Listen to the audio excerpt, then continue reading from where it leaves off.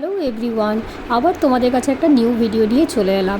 দেখে নাও, কালকে ছোলার ডাল করেছিল, তো ছোলার ডাল একটু বেঁচে গেছিলো, তার সাথে একটু ছোলা ছিল, গোটা ছোলা যেটা হয় সেটা ছিল। আর সকালে আমি একটু বিরির ডাল ভেজে নিয়েছিলাম, সেই তিনটে মিলিয়ে একসাথে বেটে নিলাম। তার মধ্যে দিয়ে দিলাম দুটো কাঁচা লঙ্কা এবং একটু আদার টুকরো। এটা দিয়ে হালকা হালকা একটু জল দিয়ে এটা বেটে নিলাম।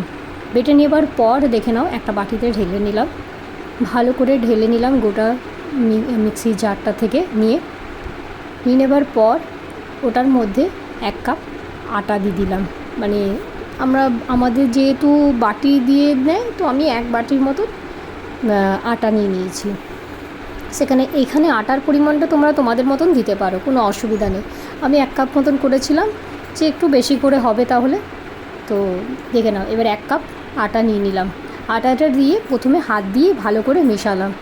তার মধ্যে তো নুন টুন তো দিতেই হবে অবভিয়াসলি, সেটা তোমরা জানো, ওটার বললাম না।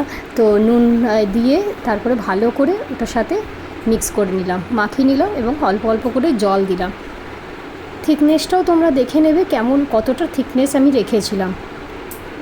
তো এত সুন্দর খেতে হয়েছিল না, এটা কিন্তু আমি কোনো রেসিপি দেখে বা কোনো ভিডিও দেখে বানাইনি, এটা শুধু পুরোপুরি নিজের ইচ্ছায় হলো তাই বানিয়ে নিলাম।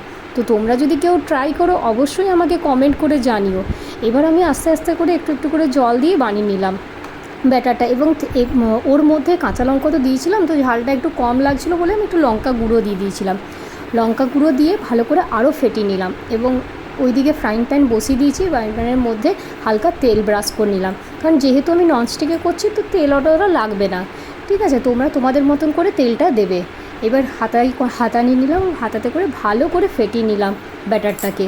ফেটিয়ে নেবার পর আস্তে আস্তে দিয়ে দিলাম, এবং দেওয়ার পর কিন্তু ভালো করে ছড়িয়ে দেবে, তাহলে মোটা জিনিসটা হবে না, পাতলা হবে, ভালো লাগবে খেতে। তো ওটা ভালো করে হাতাটা দিয়েই ছড়িয়ে দেবে, কোনো অসুবিধা নেই। এবং একবার যদি ট্রাই করো, অবশ্যই কিন্তু আমাকে কমেন্ট করে জানিও যে কেমন লাগলো তোমাদের। তো দেখে না, এরপর আমি ফ্রাইং প্যানে দিয়ে দিলাম ব্যাটারটা, 2 হাতা করে দিয়ে দিয়েছিলাম। 1 হাতাতে একটু ছোট হয়ে যাবে বলে আমি 2 হাতা করে দিয়ে দিলাম, তো তাড়াতাড়ি হয়েও যাবে। মানে সবাই জানো, এই ছিলকা করতে সময় লাগে, যেমন একটা একটা করে করা খুব ঝামেলারও, কিন্তু খেতে ভালো লাগে অবভিয়াসলি। তো তোমরা কারা কারা পছন্দ করো অবশ্যই জানিও ছিলকা খেতে। আর আমার রেসিপি, আমার ভিডিও, আমার ফটো কেমন লাগলো, কেমন লাগছে, অবশ্যই আমাকে কমেন্ট করে জানিও। ভালো লাগে একটু সাবস্ক্রাইব করে দিও। দেখে নাও, একটা হয়ে গেল, এবং তারপরে ভাবলাম যে ঢাকা দিয়ে করি, যদি তাড়াতাড়ি হয়ে যায়, তাই জন্য আমি ঢাকা নিয়ে চলে এলাম। ঢাকা দিয়ে দিয়েছিলাম, এবং আমি করার পর একটু খেয়েও নিলাম। ঠিক আছে, খেয়ে নিয়ে দারুণ লাগলো আমার। দেখে নাও, 1 কাপ আটাতে এবং ওই কটা ডালে কতগুলো ছিলকা হয়েছে। তো তোমরা যদি ট্রাই করো, অবশ্যই আমাকে জানিও।